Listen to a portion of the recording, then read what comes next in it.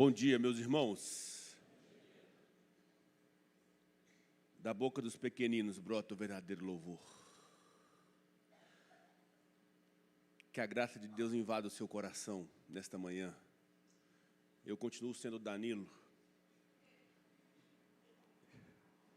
E é muito bom poder, mais uma vez, proclamar o Evangelho na perspectiva daquilo que a Palavra de Deus tem a nos ensinar. Quero convidar você a abrir sua Bíblia na primeira carta a Timóteo. Primeira carta de Paulo a Timóteo, no capítulo 6, dos versos de 6 a 8.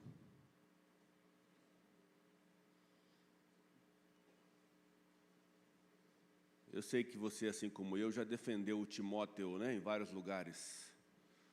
Quando a pessoa chama a nossa cidade de Timóteo, a gente fica bravo, não é verdade? A gente pega e repete, é Timóteo.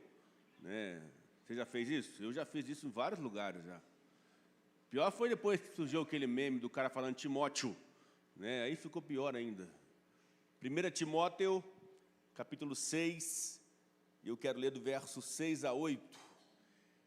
E hoje eu quero te convidar, nesta manhã, a olhar a vida, a enxergar a sua caminhada, a perceber a sua jornada aqui na Terra, numa perspectiva da gratidão. Eu quero te convidar a, de repente, trocar os seus óculos, trocar a maneira como você tem enxergado a sua vida e te convidar a permitir que a Palavra de Deus, e tão somente ela, invada o seu coração para que você, apesar das lutas que são verdadeiras e que são inegáveis, a, de repente, enxergar, mesmo diante dos grandes desafios que você tem na sua jornada aí, que o suficiente já é milagre. Que, talvez, como diria aquela antiga banda, você é um milagre e está aqui. A sua vida é um milagre. O fato de nós estarmos aqui nesta manhã com saúde, muitos de nós tendo mais do que de fato precisamos para viver, muitos de nós podendo chegar no supermercado e escolher uma marca em detrimento da outra, muitos de nós podendo ter saúde plena, isso já é um grande milagre. E a verdadeira riqueza da vida não está em ter mais, em possuir mais, em ganhar mais. Embora eu também não quero ser mentiroso em dizer que todos nós queremos isso. Mas fato é que a verdadeira riqueza da vida está em aprender a viver com contentamento e reconhecer que o básico já é graça, que o suficiente já é a manifestação enorme de um milagre, de um cuidado, de um zelo de Deus para conosco. Então eu quero ler com vocês texto de 1 Timóteo, que está dentro de um contexto onde justamente Paulo, que escreve ao seu filho na fé, está trabalhando essa ideia. É nesse trecho aqui que ele fala sobre o perigo do amor ao dinheiro. Se você depois for ler o texto todo, ele vai falar justamente sobre isso. O quanto é perigoso nós nos apegarmos, o quanto é perigoso nós nos deixarmos levar, permitir que o dinheiro seja um ídolo. Embora o dinheiro em si só não é nenhum mal, que Deus derrame muito dinheiro sobre a sua vida. Espera aí que eu vou falar de novo, porque agora era hora de um amém meio pentecostal, né, gente? Embora a gente seja baptista, agora era hora de um amém, assim. Que Deus derrame muito dinheiro sobre a sua vida. Amém. Aí, agora sim, né? Mas que ele não seja o seu ídolo, que ele não tome o lugar de Deus. Que você possa, com esse dinheiro que Deus há de derramar sobre você, compartilhar, abençoar, doar, viver tudo que Deus tem para você. Diz assim o texto sagrado: de fato, grande fonte de lucro é a piedade com contentamento, porque nada trouxemos para o mundo, e nem coisa alguma podemos levar dele. Tendo sustento e com que nos vestir, estejamos contentes. Amém. Vamos orar? Pai, fala com a gente através da Tua palavra. Que a Tua revelação, que nos confronta diante dos tempos em que vivemos, nos ensine nesta manhã, possa de fato mover e mexer o nosso coração. Pai, em nome de Jesus, que o Senhor fale a todos e a cada um de nós, para a glória do Teu nome. Amém. Eu e você, cotidianamente, diariamente, somos empurrados para a insatisfação. Nós somos o tempo inteiro convidados a reclamar, a estarmos insatisfeitos com a nossa vida. Nós queremos mais rendimento, mais influência, nós queremos mais novidade, mais seguidores, mais aplausos, queremos que as pessoas nos valorizem mais. E nessa lógica do querer mais, a nossa alma vai ficando seca. A gente vai, nessa busca por mais, se esvaziando. A gente vai perdendo aquilo que de fato é essencial. E nessa ideia do que eu preciso, que o marketing, que o tempo, que a mídia nos pegou, a gente vai deixando de lado aquilo que é muito mais importante. É por isso que esse texto, Paulo, escrevendo a Timóteo, soa como um sussurro, como um lampejo lúcido em meio a um barulho da ganância. Paulo está escrevendo para um jovem pastor. Os irmãos já sabem disso, mas é importante que a gente lembre. E Timóteo vivia ali sob uma pressão enorme, porque ele liderava uma igreja em Éfeso, uma cidade efervescente, uma igreja nova, nascida naquele contexto, um lugar estratégico, mas também tomado por heresias, por disputas, por materialismo. E o pior, existiam lá naquele tempo já falsos pastores, falsos mestres, que estavam infiltrando-se no meio da comunidade, distorcendo a real doutrina. E o motivo deles em fazer isso não era a fidelidade a Deus, absolutamente não. Mas o grande desejo daqueles homens que Paulo fala para Timóteo, fique firme, não se apegue ao dinheiro, não se apegue à ganância, não se apegue ao lucro, é porque naquele tempo já existia os The King of the Power que queriam o dinheiro, que queriam o lucro, que queriam os benefícios da vida.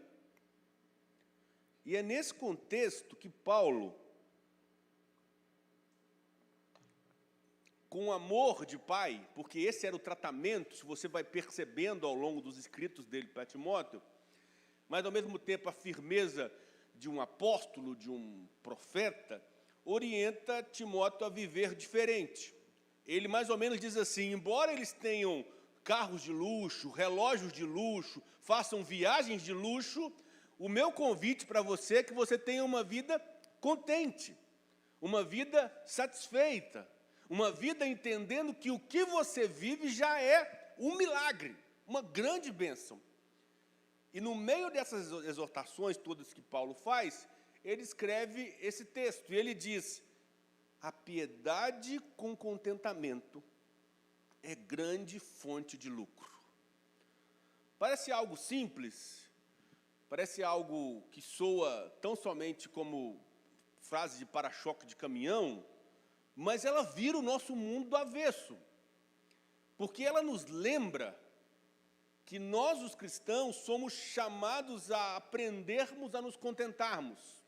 Somos desafiados a olhar para tudo que Deus nos dá e dizer do fundo da nossa alma, eu sou riquíssimo, eu sou abençoadíssimo. Porque a gente é convidado, através desse texto, a parar de correr atrás do que não nos falta e começar a enxergar o que nós já temos. Só para lembrar, só para te lembrar, ser cristão é ser rico de propósito, de paz, de sentido, de comunidade, de música que nos faz lembrar e nos conectar com o eterno. Ser cristão é ter um pai que, ainda que uma mãe que amamenta se esqueça de nós, todavia eu jamais me esquecerei de vocês. Ser cristão é saber que tudo que a gente vive aqui é extremamente passageiro. Ser cristão é viver nesse tempo com o coração invadido pela eternidade. Nós, meus irmãos e minhas irmãs, vamos morar no céu, aleluia! É o céu que nos aguarda.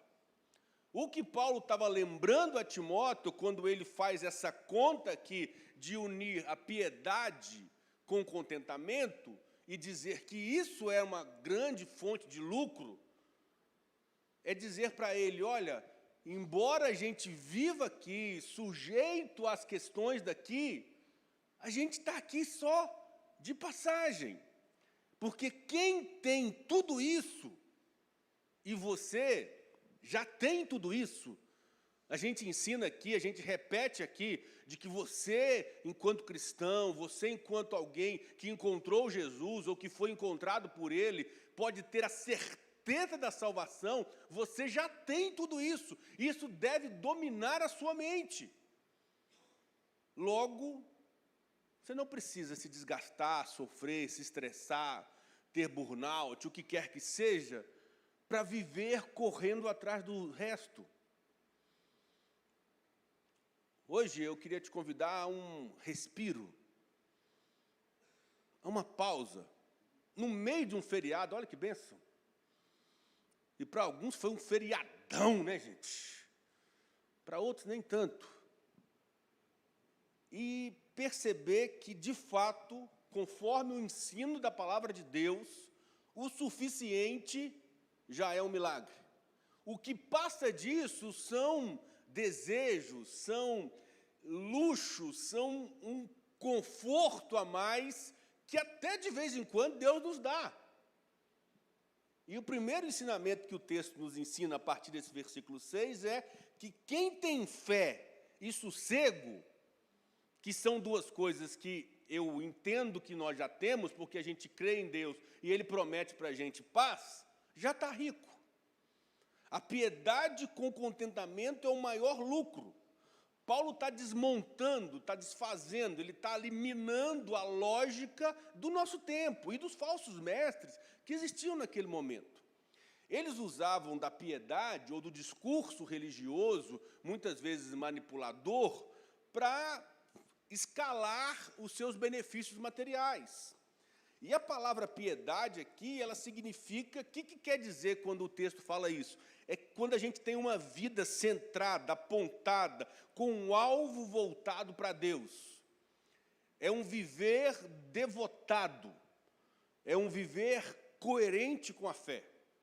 E diga-se de passagem, coerência é uma palavra importantíssima no nosso contexto cristão, porque nós precisamos ser coerentes com o que nós cremos, com o que nós vivemos, porque o que passou disso é hipocrisia, é mentira, engana o homem, mas não engana Deus. Então, o convite a viver com piedade é viver o meu casamento para a glória de Deus, o meu negócio para a glória de Deus, é dar as minhas aulas para a glória de Deus, é atender os meus pacientes para a glória de Deus, é aguentar o meu chefe para a glória de Deus. Que Deus te dê paciência, meu irmão.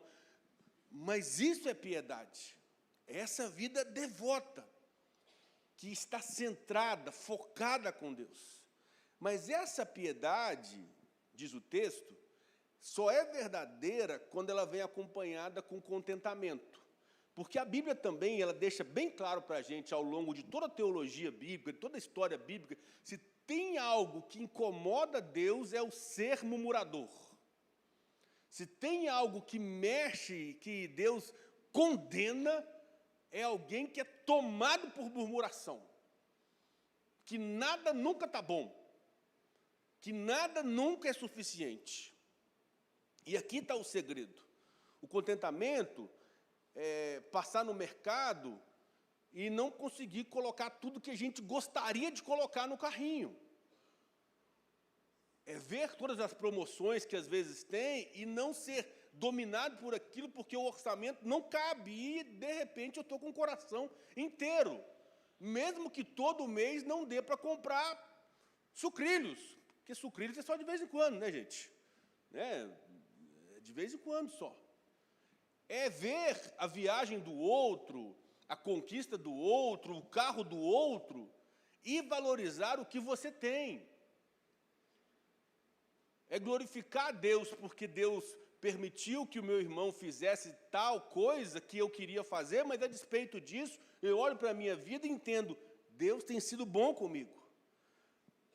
É agradecer pelo arroz com feijão e ovo, como se fosse um banquete. Não, peguei mal, né? Porque um arroz, feijão e ovo caipira tem seu lugar, não é verdade, gente? A comparação não foi boa, não, mas deixa para lá. É saber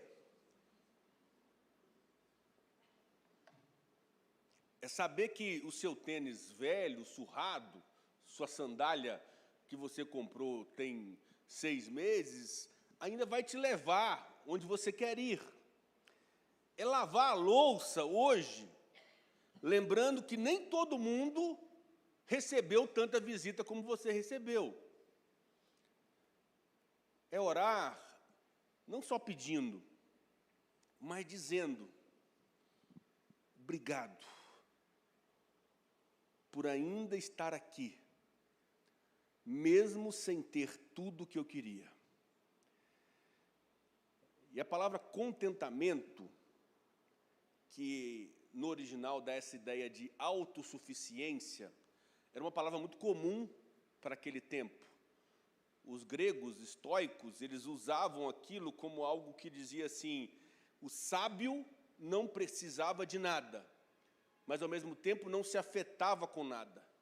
E aí Paulo vem e ressignifica isso, dizendo, eu não estou falando de frieza, eu não estou falando de você estar sempre bem, eu estou falando de você estar contente em Deus.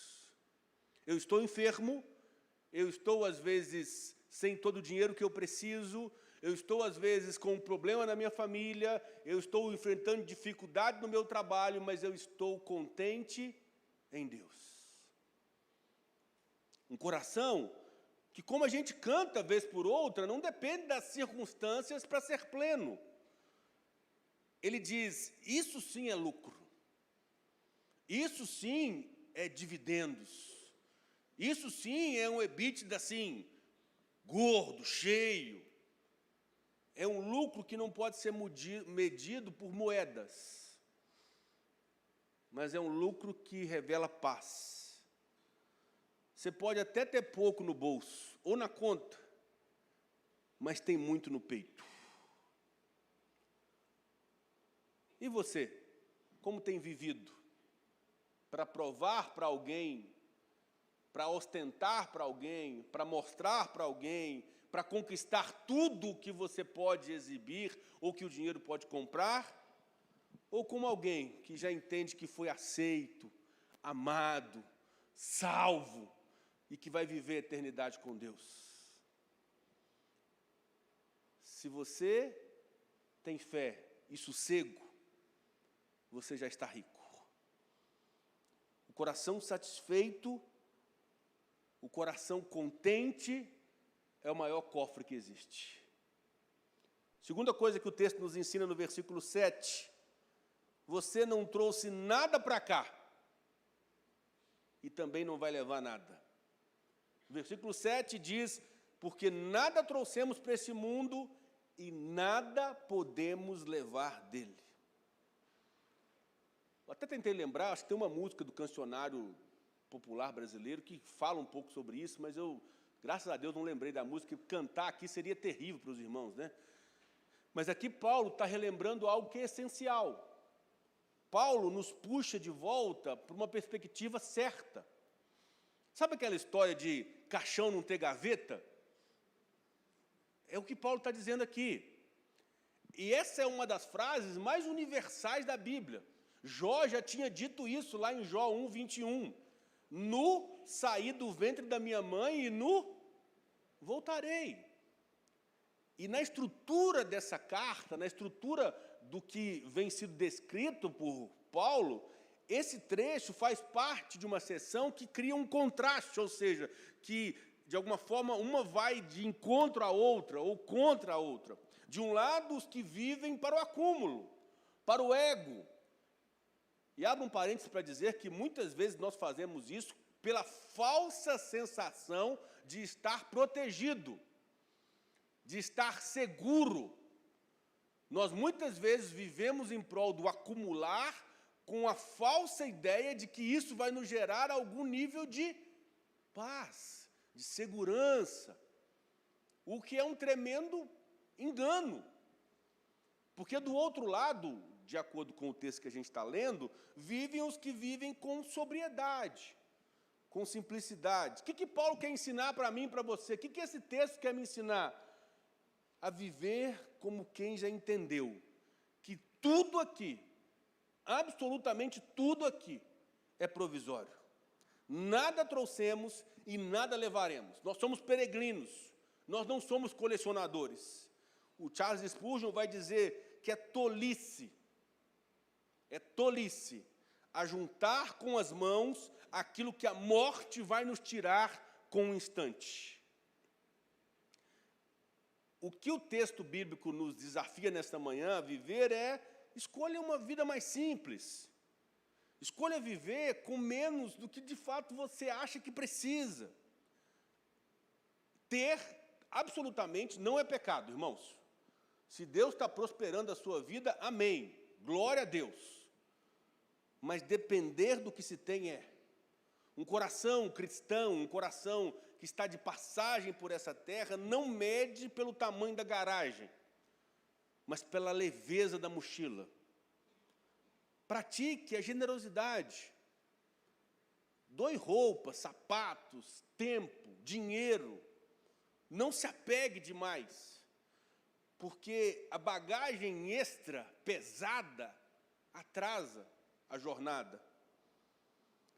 Antes de dizer eu quero mais, olhe com sinceridade para tudo que você tem e responda no fundo do seu coração: eu preciso disso. Eu realmente preciso disso que eu quero. A vida não é uma vitrine, a vida é uma estrada, a gente está vivendo. Então, vá colecionando passos, amigos, relacionamentos, e não coisas. Lembre-se da eternidade nas suas decisões diárias. Gaste seu tempo, sua energia com o que importa.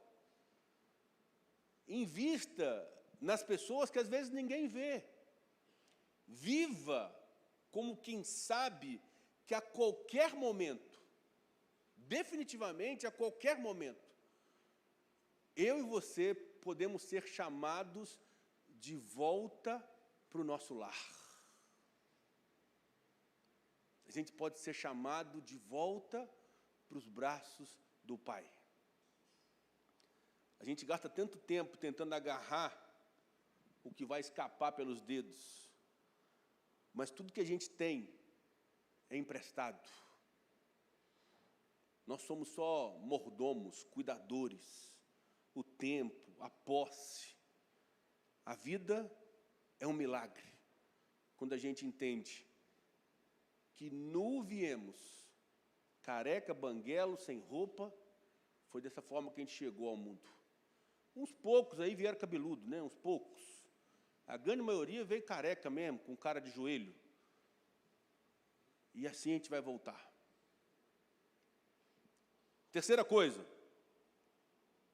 simplicidade com gratidão vira abundância. O texto vai dizer no versículo 8: tendo, porém, sustento e com que nos vestir, estejamos com isso contentes. Se temos o básico, e seja sincero, meu irmão, minha irmã, reunido aqui na primeira igreja batista de Acesita, nesse dia 4 de maio, nós temos mais que o básico, fala sério.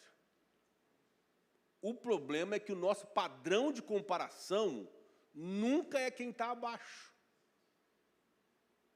nunca é quem está abaixo.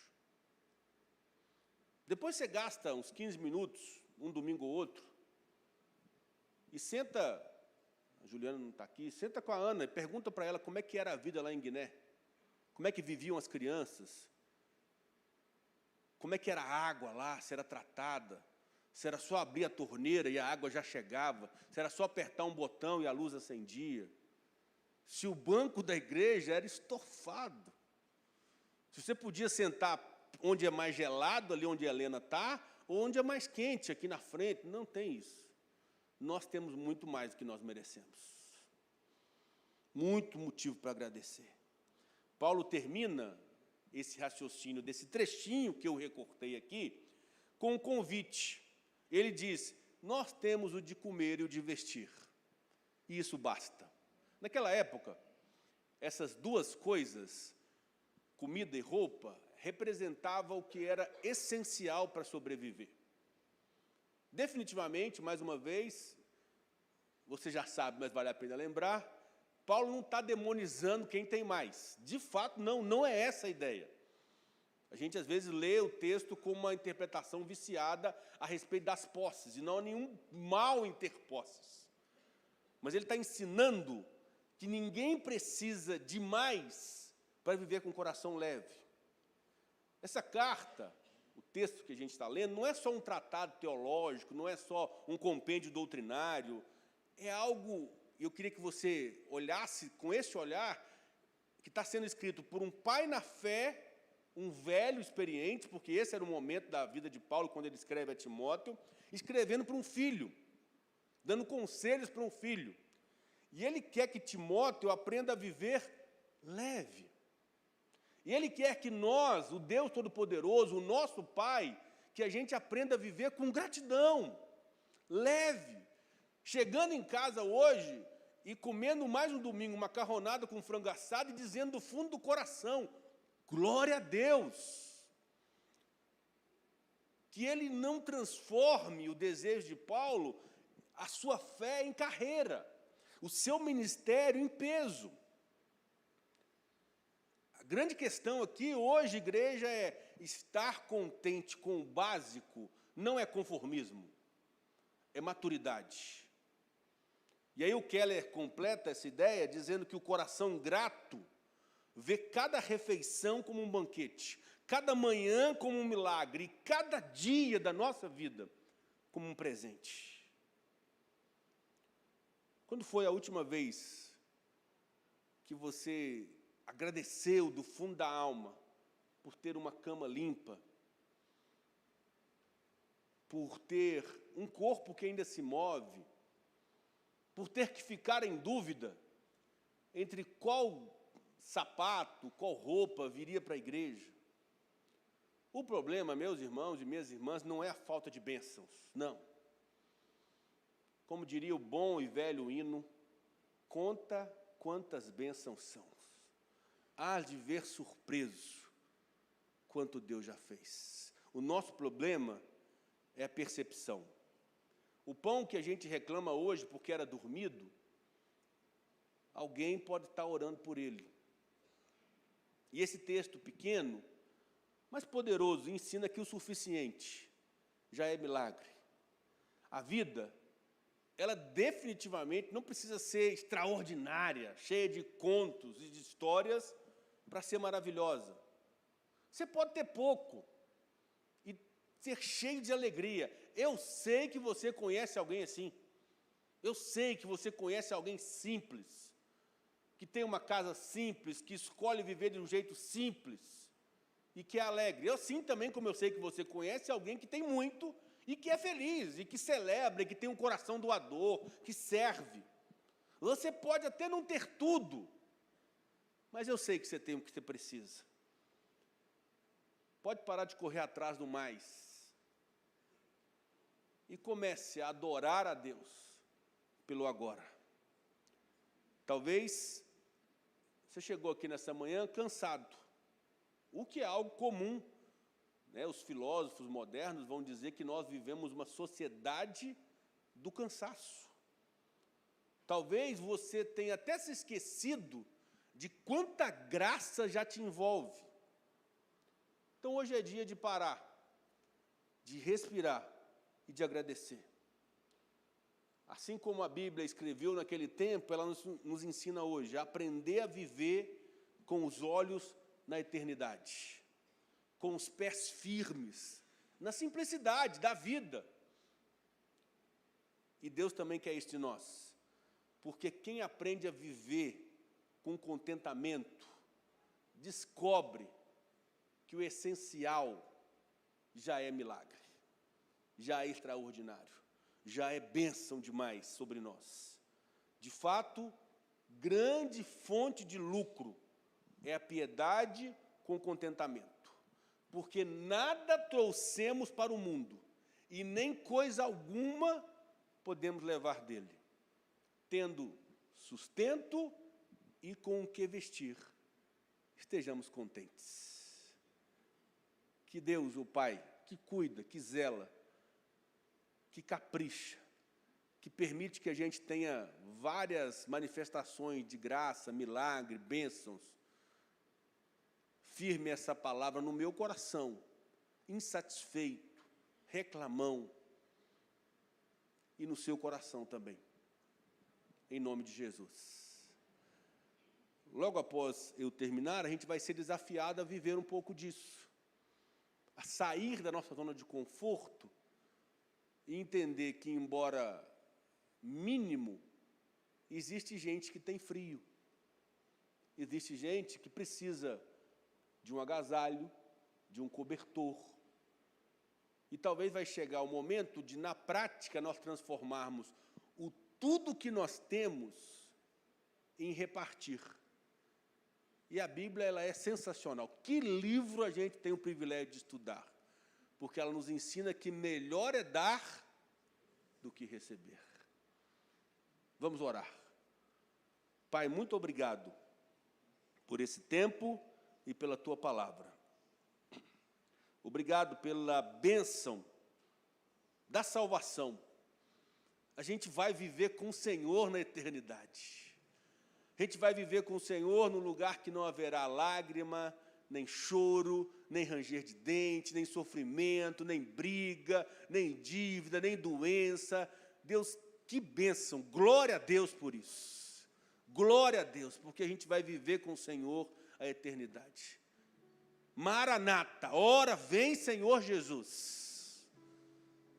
Mas enquanto isso, enquanto aqui estamos, sujeitos aos males, às aflições, às dores, aos problemas dessa vida, nos ensina, me ensina, ensina a tua igreja, o teu povo amado, a viver contente, a ter um coração grato, a entender que piedade com contentamento é fonte de lucro sem fim, e que se temos o que de comer e o que de vestir, a gente já pode dizer obrigado, Senhor, obrigado.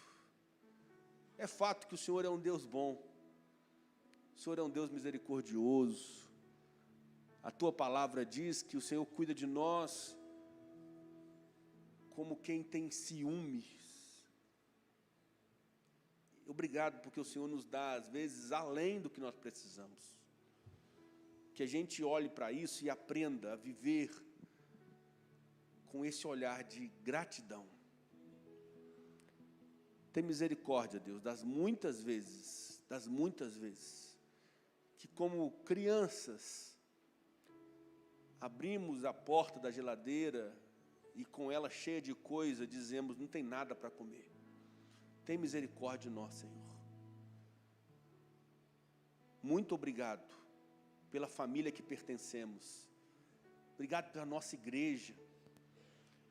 Obrigado porque aqui a gente sabe que pode contar um com o outro. Obrigado pelo trabalho. Obrigado pelo pão de cada dia, pela saúde. Louvado seja Deus. Em Teu nome. Amém e amém, Senhor.